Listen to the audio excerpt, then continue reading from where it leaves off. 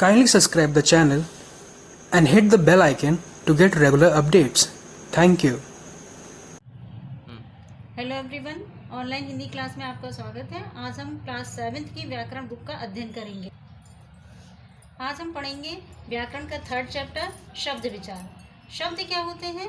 शब्द वो होते हैं जो वर्णों के सार्थक समूह से बनते हैं। जैसे मनु नाचती है, तो इसमें मनु एक शब्द है और नाचती एक शब्द है एक शब्द है।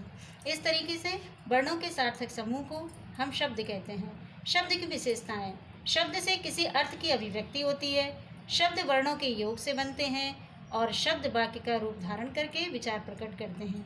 शब्दों का वर्गीकरण: शब्दों को हम 4 आधार पर बांट सकते हैं: व्युत्पत्ति के आधार पर, उत्पत्ति के आधार पर, अर्थ के आधार पर और वाक्य के आधार पर। व्युत्पत्ति के आधार पर जो शब्द परंपरा से किसी अर्थ को प्रकट करते आ रहे हैं, जिनके टुकड़ों का कोई अर्थ नहीं होता, जैसे घर, नाक, दिन, धरती, दानव आदि।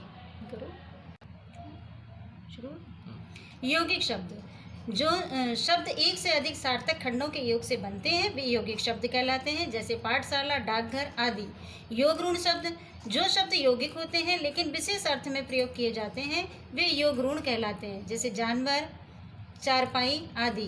अर्थ के आधार पर: अर्थ के आधार पर शब्द 2 प्रकार के होते हैं: एकार्थी और अनेकार्थी। पर्यायवाची शब्द, विलोम शब्द।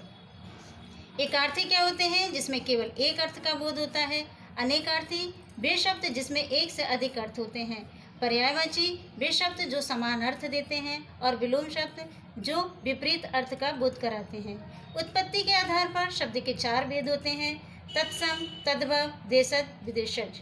तत्सम क्या होते हैं? जो संस्कृत भाषा के शब्द हिंदी में अपने उसी रूप में प्रयोग होते हैं वो तत्सम कहलाते हैं। तद्भव जो शब्द संस्कृत भाषा से रूप बदलकर हिंदी में प्रयोग किए जाते हैं तद्भव शब्द कहलाते हैं।